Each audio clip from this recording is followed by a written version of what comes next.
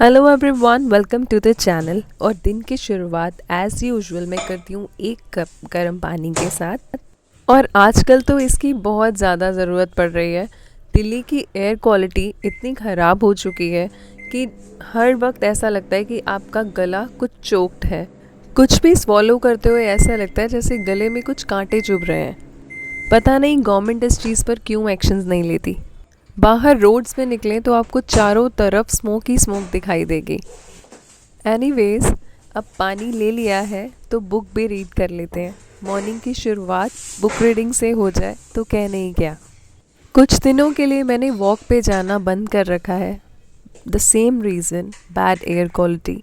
आप बाहर जाके खुल के सांस क्या लेंगे, आपको बैड एयर ही मिलेगी, आपके लंग्स अफेक्ट होंगे। इसीलिए मैं कुछ दिनों के लिए वॉक अवॉइड कर रही हूँ। ये बुक मैंने अभी अभी बाय की है। इस बुक का नाम है द 4 अग्रीमेंट्स। फर्स्ट चैप्टर पे इसके मैं स्टक हो चुकी हूँ, मुझे समझ ही नहीं आ रहा। What does the author want to say. मैंने बहुत कोशिश की, कम से कम 3 डेज़ हो गए हैं मुझे सेम चैप्टर रीड करते हुए, बट स्टिल मुझे ये चैप्टर समझ नहीं आया। सो फाइनली आज मैंने डिसाइड किया है कि मैं इस चैप्टर को स्किप करके आगे बढ़ूँगी। With the course of time मुझे समझ आ जाएगा, और ऐसा ही रियल लाइफ में होता है।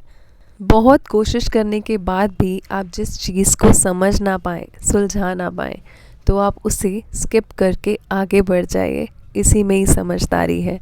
With the course of time सब कुछ अपने आप सॉल्व हो जाता है। बहुत सी बातें आपको क्लियर हो जाती हैं, और आप साइलेंट रहिए तो बहुत सी बातें सामने वाले को भी समझ आ जाती हैं। बट इस बुक को रीड करने के बाद जो मुझे समझ आया फर्स्ट चैप्टर में, वो ये था कि आज तक हम लोग वही बातें सोचते समझते आए हैं या ड्रीम करते आए हैं जो हमें हमारे फ्रेंड्स ने, फैमिली ने, सोसाइटी ने या एंसेस्टर्स ने सिखाई है।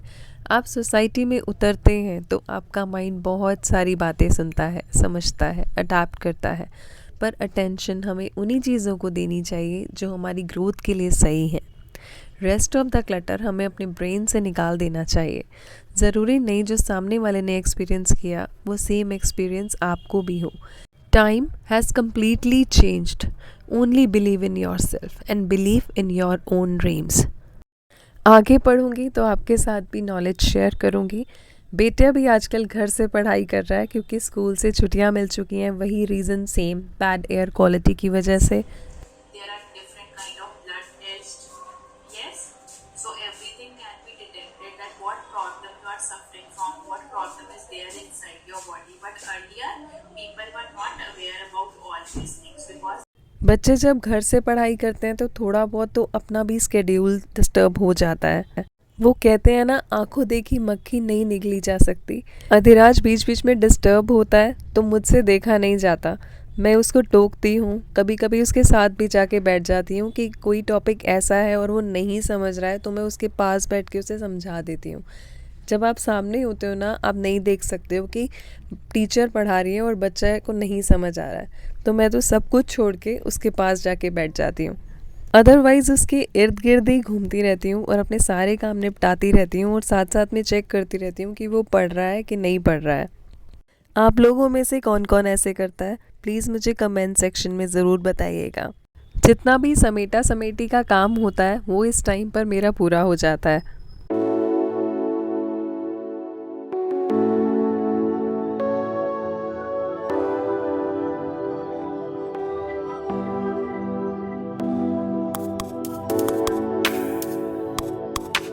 इस बीच मम्मा ब्रेकफास्ट रेडी कर देती हैं, और वो भी मैं अपना ब्रेकफास्ट लेकर बेटे के पास आके बैठ जाती हूँ ताकि साइड बाय साइड इसे देखती रहूँ। आफ्टर अटेंडिंग 3 पीरियड्स अधिराज का भी ब्रेक टाइम होता है, तो इसको उस वक्त ब्रेकफास्ट सर्व कर देती हूँ। स्कूल में बच्चे अपने आप बहुत कुछ अटेम्प्ट करके आ जाते हैं अपने आप से, पर अगर पेरेंट्स सामने दिखाई देना, उनको कोई ना कोई प्रॉब्लम हो ही जाती है। मैं पास में बैठी तो बेटा कहता है मुझे प्लीज़ आंसर फाइंड आउट कर दो, मुझे मिल नहीं रहा। तो साथ साथ बुक में से आंसर फाइंड आउट कर कर उसे डिक्टेट भी कर दिया।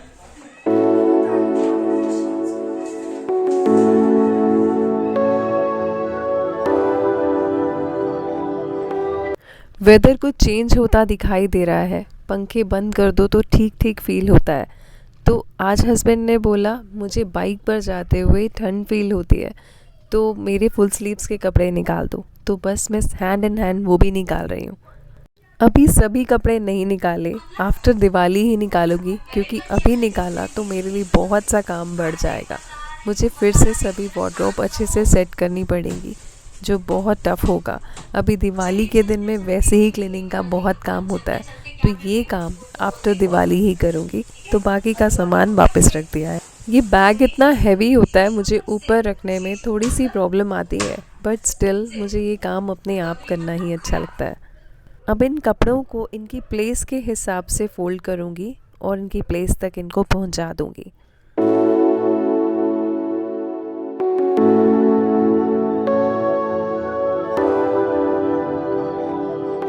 टाइम के साथ साथ मेरी फ़ोल्डिंग भी क्विक हो गई है। हस्बैंड कहते हैं पहले जब तू जॉब करती थी तो हाथ ही धोती रहती थी, और अब कपड़े ही फ़ोल्ड करती रहती है, क्योंकि मैं शॉप पे भी कपड़े फ़ोल्ड करती हूँ और घर पे भी।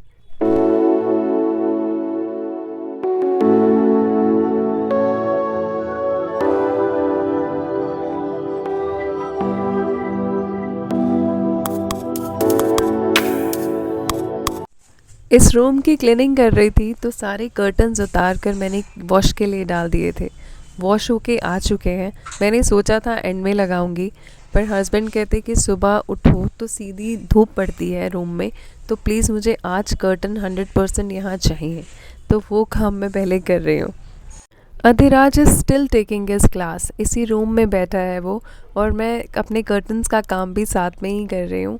ऐसा कुछ नहीं है, इतना कुछ उसे डिस्टर्बेंस नहीं हुई, बट येस अगर वो होता तो मेरी हेल्प करवाता, बट अभी वो बिज़ी है, इसलिए ये काम भी मैं अकेले ही कर रही हूँ।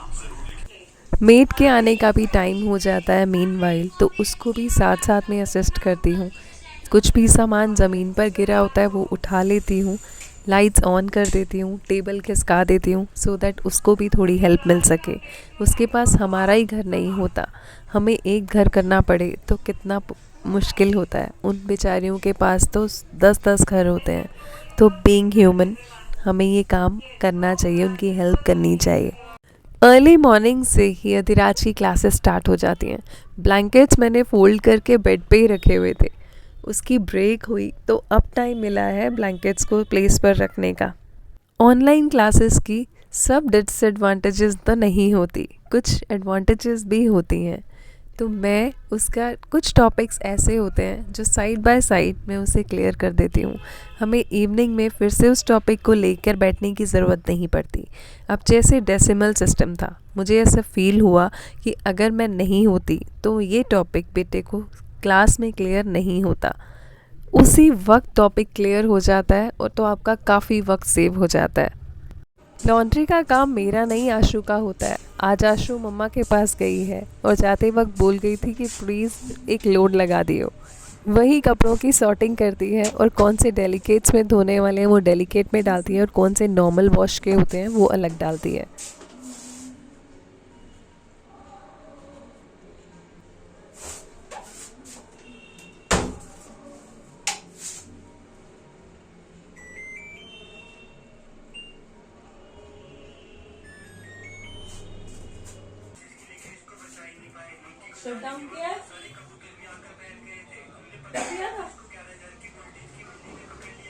बस क्लासेस ख़त्म, अब है रेस्टिंग टाइम, और बाकी का काम अब मम्मी करेगी। सारी बुक्स मम्मा बैग में डालेगी, लैपटॉप मम्मा बैग में डालेगी। बस अब इसका ब्रेक टाइम हो चुका है, अभी कुछ भी नहीं करेगा। माँ का दिल है जो रेस्ट करने देता है, बट एक्चुअली हमें बच्चे को इंडिपेंडेंट बनाना चाहिए, थोड़ा बहुत स्ट्रिक्ट होना चाहिए। पर हम माँ होते हैं ना, हमें लगता है कि बच्चा इतना पढ़ चुका है, तो चलो छोड़ो अपने आप कर लेते हैं। बट देखा जाए तो यही टाइम हम अपने लिए सेव करके रख सकते हैं। अगर बच्चे को इंडिपेंडेंट बना दें तो कितना टाइम हमारे लिए बच जाएगा अपने काम करने के लिए। आज लंच में मम्मा ने बनाई है ये ग्रेवी, प्लेन प्याज टमाटर की ग्रेवी है। इसमें हम ऐड करेंगे सेव। बेसन से बने हुए ये मोटे मोटे सेव होते हैं, इसको सब्ज़ी में ऐड कर दो और एक बॉईल दे दो, एंड रेडी टू सर्व। बहुत ज़्यादा देर तक इसको बॉईल नहीं करना होता और पहले ऐड नहीं करना होता। ग्रेवी रेडी रखें और जब भी लंच सर्व करने लगे बस एक बॉईल देके बस गैस बंद कर दीजिए और ये सब्ज़ी को आप सर्व कीजिए। बहुत टेस्टी बनती है। मम्मा को खाना बनाना अच्छा लगता है तो मैं भी उन्हें डिस्टर्ब नहीं करती। ये किचन उनकी है और मैं इसमें बिल्कुल इंटरफेयर नहीं करती। बस मैं इंजॉय करती हूँ उनका बनाया हुआ टेस्टी खाना।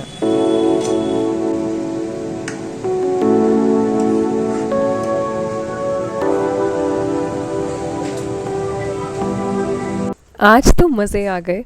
हस्बैंड ने कहा चला तुझे घुमा के लाता हूँ। मैंने इंस्टाग्राम पे एक स्टोर देखा है, शूज़ सेल करते हैं वो। मैं उस स्टोर को देखना चाहता हूँ। वो स्टोर हमारे घर के नियर बाय पड़ता है, तो चला तुझे घुमा के लाता हूँ। मुझे तो ऐसे चांस बहुत अच्छे लगते हैं, मैं बहुत इन्जॉय करती हूँ। घूमने से ज़्यादा हम लेडीज़ को रेडी होने का शौक़ होता है। मैं ठीक कह रही हूँ या नहीं, आप मुझे बताइए।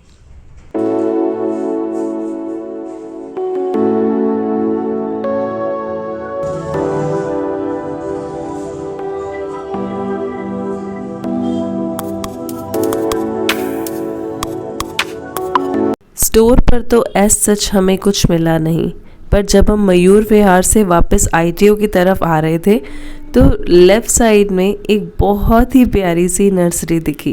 बिल्कुल रोड साइड पर है ये नर्सरी और उस टाइम मौसम इतना अच्छा हो रहा था कि ऐसा लग रहा था कि जैसे ये नर्सरी खुद हमें अपनी ओर खींच रही है। हम थोड़ी देर यहाँ घूमे, पर क्योंकि मैं बाइक पे आई थी तो ज़्यादा प्लांट्स ले जा नहीं सकती थी, तो बस एक ही प्लांट लिया। हस्बैंड ने वापस छोड़ा तो नानी के घर ही छोड़ दिया था। जैसे ही घर आई तो बेटे ने कहा मम्मा पास्ता बना दो, तो बस चेंज किया और पास्ता की तैयारी शुरू कर दी। बेटे ने कहा मम्मा मैं भी आपकी हेल्प करूँगा।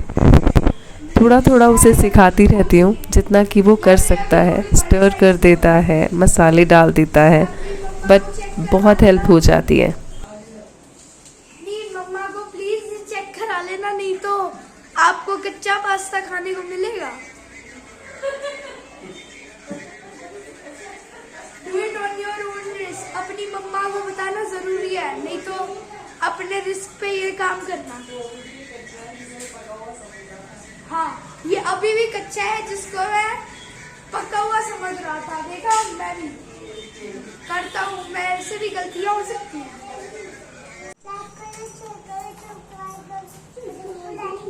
गाइस ये कह रहा है कि लाइक करो, सब शेयर करो, सब्सक्राइब करो और बेल आइकन को ऑल पे सेट कर दो। बस रात को 9:30 तक हम घर वापस आ गए और फिर बेड्स बनाए और सोने की तैयारी। घर पे सब खाना वाना खा चुके थे, तो जो नाइट टाइम के पैकअप चोर्स होते हैं बस वही किए और फिर सोने की तैयारी शुरू कर दी। मिलते हैं नेक्स्ट वीडियो में। Thank you for watching.